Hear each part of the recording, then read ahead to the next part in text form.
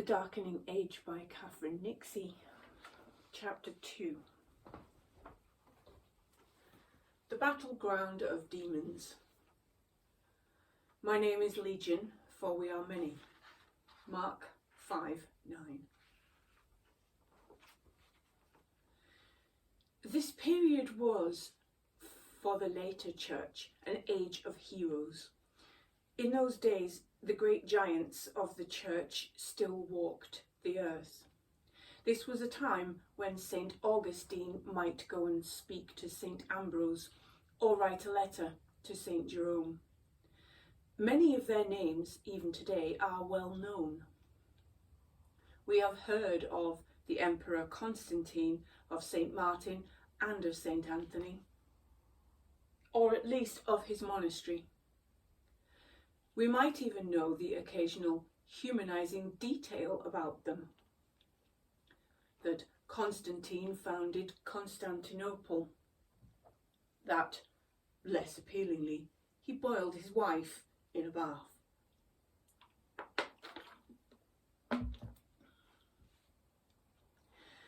We might well know that Augustine had an overbearing mother, or that as a young man he wished for God to make him chaste, but not yet. This is a period that can seem familiar. We should not be deceived. This was another country, and they did things differently there. It was a time when a monk might talk personally with Christ, walk with John the Baptist, and feel the tears of a prophet fall from heaven onto his skin. The world then still glimmered with miracles. The blind were still healed, the faithful still resurrected from the tomb, the holy still walked on water.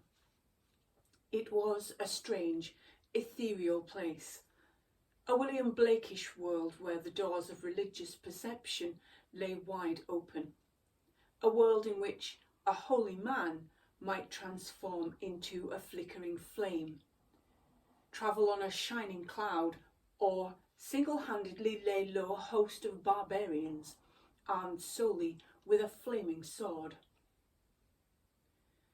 This was a world of evil apparitions too, not just holy ones, a place where Satan might walk past you in the road and a demon might sit next to you at dinner, a world in which your immortal soul was in perpetual peril.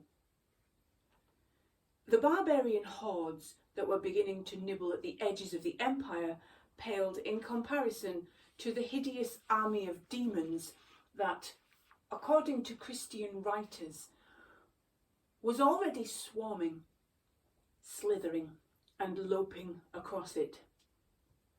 My name, the demon had announced in the Gospel of Mark, is Legion, for we are many. This, to many Christian writers of the time, was no mere metaphor. Demons and the threat they posed were real. These demons may have been all but forgotten by modern historians, who tend to pass over demonologies with a silence that speaks eloquently of embarrassment, but such fiends obsessed, perhaps even possessed, some of the greatest minds of early Christianity. Demons stalk through the pages of Augustine's City of God, or to give it its full and often forgotten title, the City of God against the pagans. And they are a fearsome foe. They were, Augustine wrote, teachers of depravity, delighting in obscenity. Faced with such a multifaceted threat, Christian writers mobilised, with the care of Victorian naturalists, the historians, theologians and monks of the late 4th century began to observe and record the habits of this breed. In writings of Linnaean specificity, one monk divided all demonic thoughts into 8 main categories: gluttony, lust, avarice, sadness, anger, listlessness, vainglory and pride. If this list feels familiar, it is because it would form the basis of the medieval world's concept of the deadly sins. listlessness, perhaps true to form, was subsumed into another sin to give the final total of 7.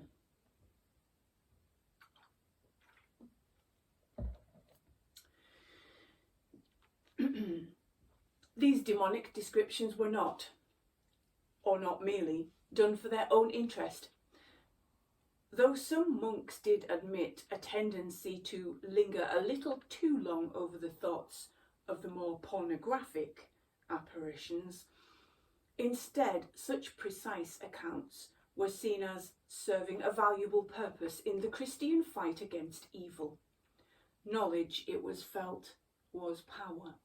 If you knew the demon's distinguishing features, habits and methods of attack, then, as a soldier might read Caesar's Gallic Wars before setting out to fight in Northern Europe, so would you be better able to face down this frightening foe. Complex demonologies appeared that explained everything from how these creatures were created, a Miltonian fall from grace, to their stench, revolting, their geography, Rome was a favourite haunt, the feel of their skin, deathly cold, and even their sexual habits, varied, imaginative and persistent. Everything was considered, including the ways in which the demons planned to overcome the logistical and linguistic difficulties involved in world domination. We should not think that there is one spirit of fornication that seduces a person who, for example, commits fornication in Brittany, wrote one ancient observer, and another for a person who does so in India. Instead, he explained there were innumerable spirits, a whole abominable army that, under its leader, Satan, harnesses the entire world, enticing it to sin. Part of the demons' power was that their astonishing swiftness. They could appear almost anywhere at any time, like the angels that once had been. These demons were winged and so able to travel astonishing distances at great speed and do their evil work, and generally alarm the populace. One man awoke to find a swarm of demons flying in his face like a flock of crows. They are everywhere in a moment, wrote one ancient chronicler. For them, the whole world is but a single place. Demons warned other writers, made terrible noises.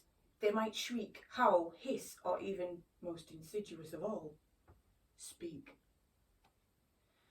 They could beat, punch, bite, burn, make marks on the skin as if by a cupping glass.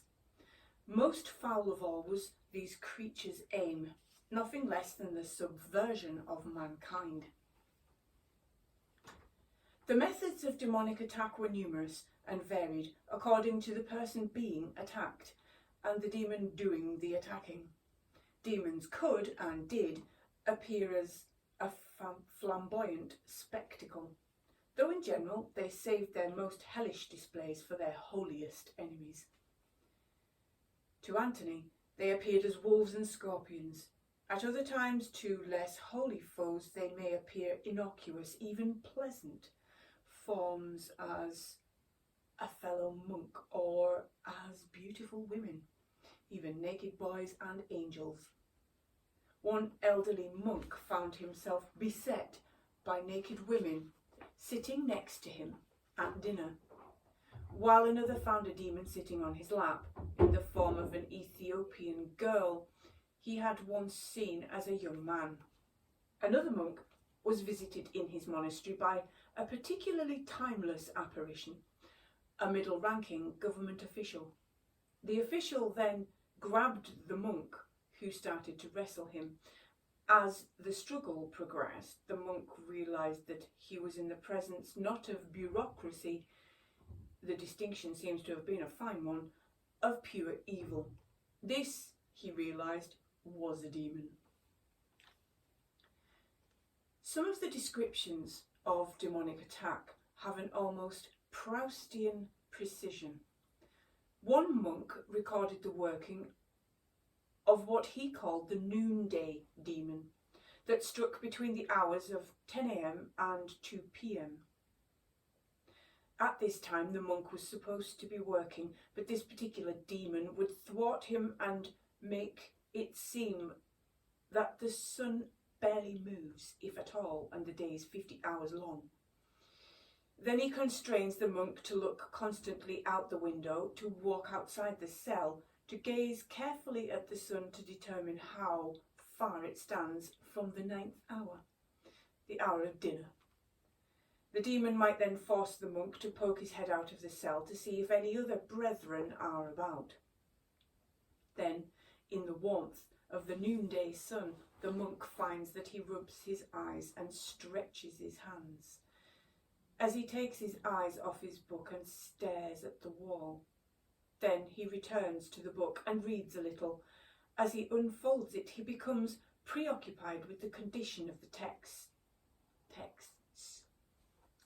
He criticises the orthography and the decoration. Finally, he folds the book up, places it under his head and falls into a light sleep. The majority of mankind, however, demons conducted their work through the more pedestrian yet insidious means of incitement and enticement, putting ideas into men's heads that they were seemingly unable to resist. To counter these diabolic whispers, one monk created a phrase book of words which one might respond to almost any such apparition.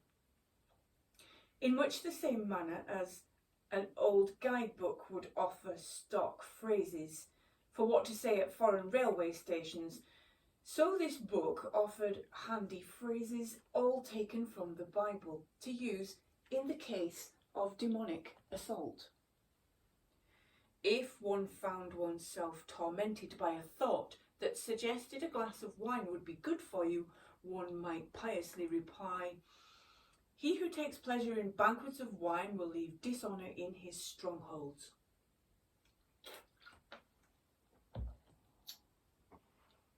And hopefully the temptation would flee.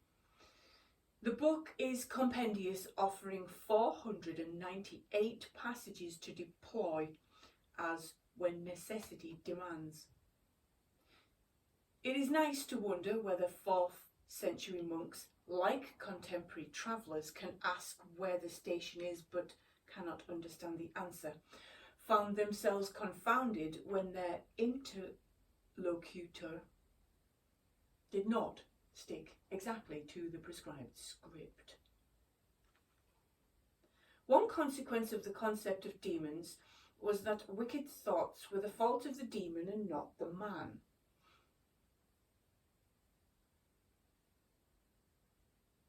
An exculpatory quirk that meant even the most sinful thoughts could be, and were, freely admitted to.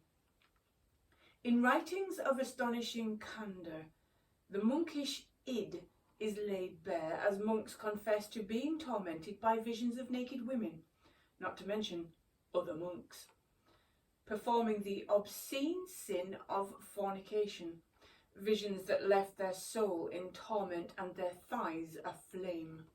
Monks write about being so overwhelmed by thoughts of sex that they are forced to jump up at once and to use ourselves for frequent and brisk walks.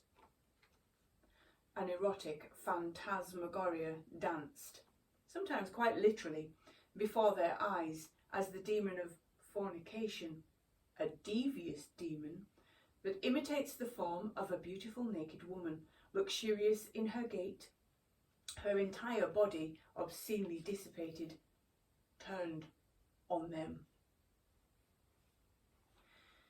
In one intriguing portmanteau temptation, an elderly monk suffered a vision in which he was lured not only by young bodies but also by food and the forbidden fruit of the other. As he sat in his cell, a young Saracen youth, as he describes them, wearing a bread basket, climbed through the window of his cell and started to sway, asking, "Elder, do I dance well?" the blame was not entirely lifted from the confessor. The same monk who wrote about his burning thighs also, in some distress, wrote about the demon that threatens me with curses, and said, I will make you an object of laughter and reproach among all the monks, because you have investigated and made known all kinds of the unclean thoughts. Even at this distance, the sense of a soul smarting at a confidence rebuffed is unmistakable. But, however alarming the demons of fornication may have been, the most fearsome demons of all were to be found teeming like flies on a corpse around the traditional gods of the empire, Jupiter, Aphrodite, Bacchus, and Isis. All of them, in the eyes of these Christian writers, were demonic. In sermon after sermon, tract after tract, Christian preachers and writers reminded the faithful in violently disapproving language that the error of the pagan religions was demonically inspired. It was demons who put the first delusion of other religions into the minds of humans, these writers explained. It was demons who had foisted the gods upon the seduced and ensnared minds of human beings. Everything about the old religions was demonic. As Augustine thundered, all the pagans were under the power of demons. Temples were built to demons. Altars were set up to demons. Priests ordained for the service of demons. Sacrifices offered to demons. And ecstatic ravers were brought in as prophets for demons. The demons' motivation in all of this was simple. If they had human followers, then they would have sacrifices, and these sacrifices were their food.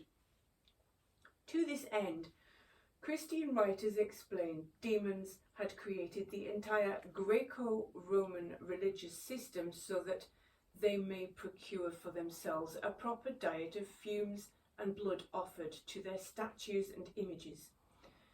It wasn't merely a question of nourishment, though. The demons also feasted on the very sight of people turning aside from the true Christian God. Baroque explanations were brought to bear, explaining away all aspects of the old religious cults. One of the most demonic ruses was, it was said, to pretend that they could predict the future by prophecy, a talent so beguiling it brought humans flocking to their altars. It was, Christians fulminated, nothing more than a trick.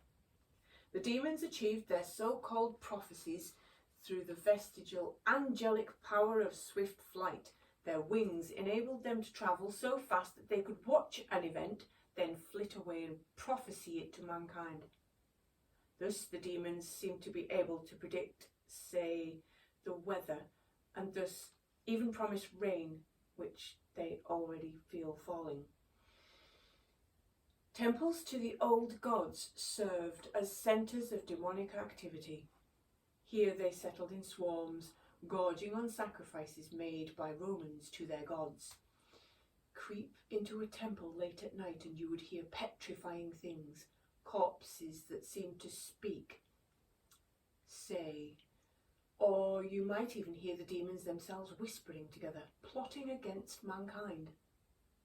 Those who attempted to build Christian constructions on ruined temples did so at their own risk.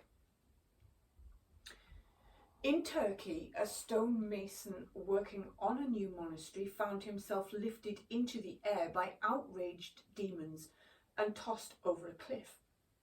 In front of his horrified companions, he fell hundreds of meters, bouncing down the sides of the rocks until he finally came to rest on a stone in the middle of the river far below. So great was the demon's fury at the advance of the church. In these early centuries, and in the face of this awful threat, Christian preachers began to exhibit a new, almost hysterical desire for purity.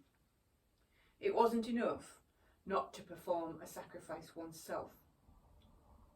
One had to avoid all contact with the blood, smoke, water, and even the smell of other people's sacrifices. To be contaminated by the smoke or sacred water of the old cults was utterly intolerable.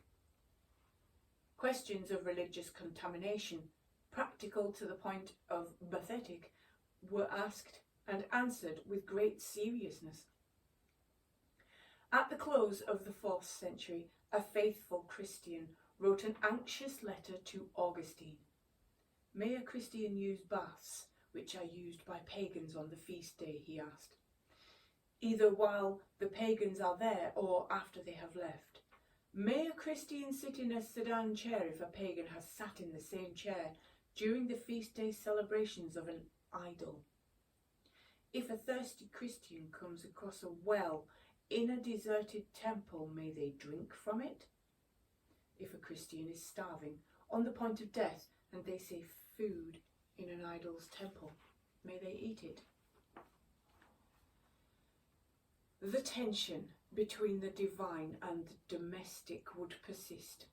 Over 1,500 years later, at the beginning of the 20th century, Stephen Dedalus, the protagonist of James Joyce's portrait of the artist as a young man, would find his mind winding round such questions as whether baptism with mineral water is valid, whether a tiny particle of the Eucharist contained all of the body and blood of Christ or only part of it, and whether, if the consecrated wine went sour, Jesus was still in the remaining vinegar, or whether he preferred a fresher vintage. Back in the 4th century, Augustine replied to his anxious correspondent with a letter that concluded on a note of uncompromising rigidity. If a Christian is starving and on the point of death, and the only food they can see is the food that has been contaminated by pagan sacrifice, it is better to reject it with Christian fortitude. In other words, if it is a choice between contamination with pagan objects and death, the Christian must unhesitatingly choose death.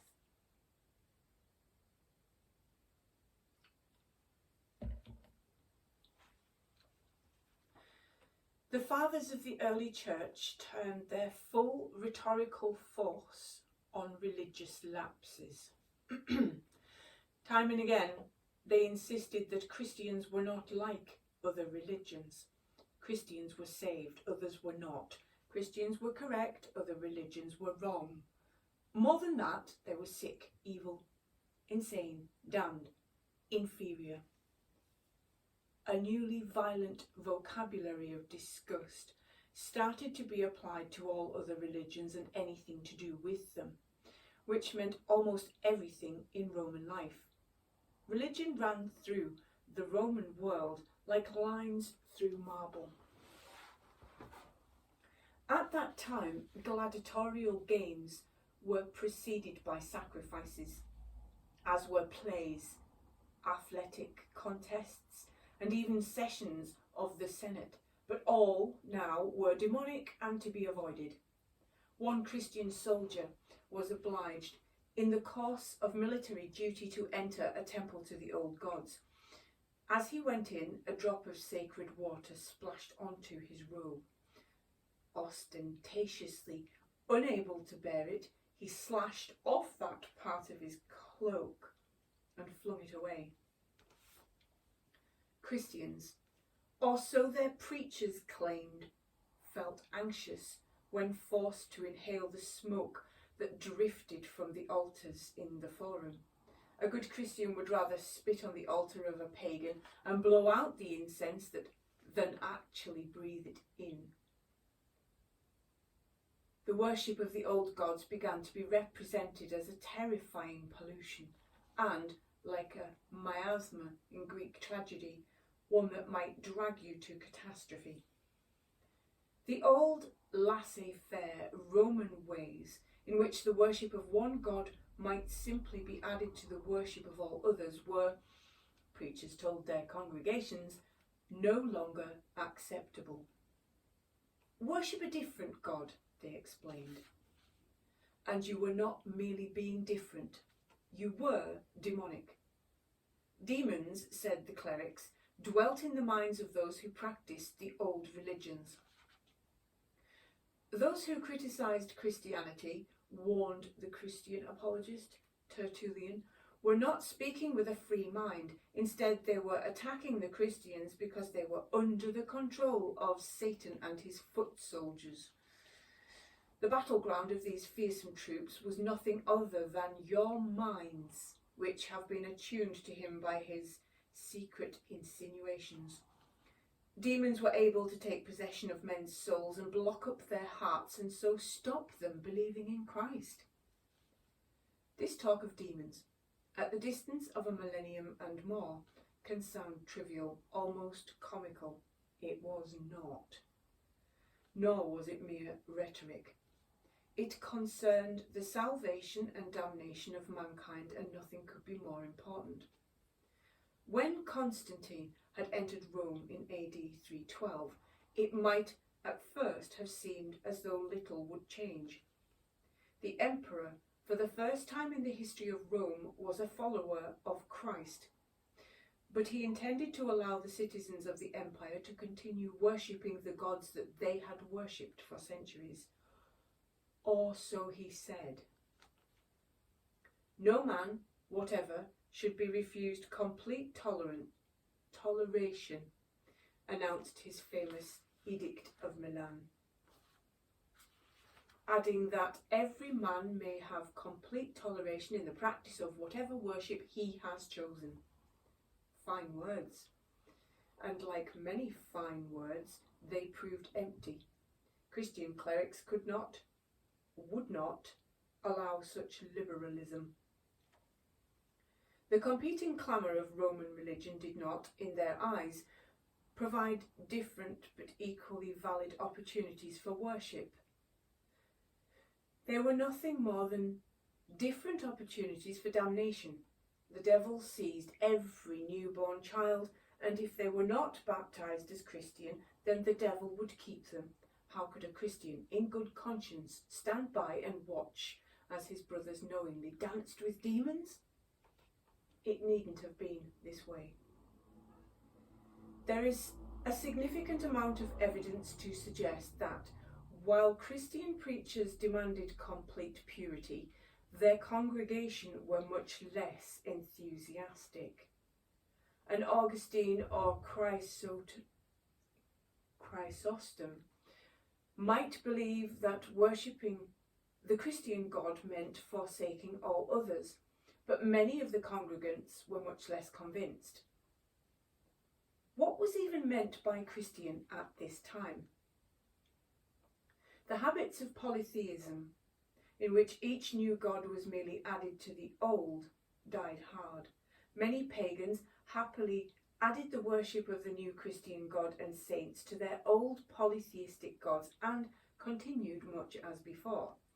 Gravestones happily referred Christ and the old Roman gods of the underworld. Many Christians might turn up at church one day and then the next, when a jubilant, drunken Roman festival started to whirl through the town, defect from the one true God and go and drink in celebration of the pagan ones, dancing late into the night. Christians might pray to God for the truly substantial things in life, yet when they desired something a little smaller, the return of their cow, help with their dicky knee, turned to slightly less awesome spirits. Much to the despair of the preachers who argued that God, while he might also have made heaven and earth, could still find time for livestock. Let us reduce it to the very least things, Augustine told an evidently wayward congregation. He sees to the salvation of your hen. Even the faith of the Emperor Constantine himself seemed troublingly ambiguous. A coin exists which shows Constantine in profile alongside a god who looks very much like Apollo. As well as his more famous Christian vision, Constantine was also said to have seen a vision of this decidedly pagan god. Later in life, Constantine allowed a temple to be built to the imperial family as if they themselves were divine.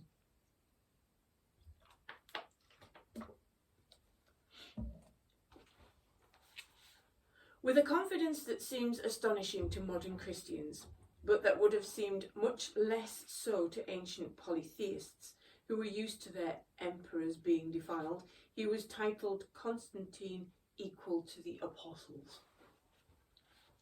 Such behaviour might be overlooked in an emperor, but it was not what the bishops wanted.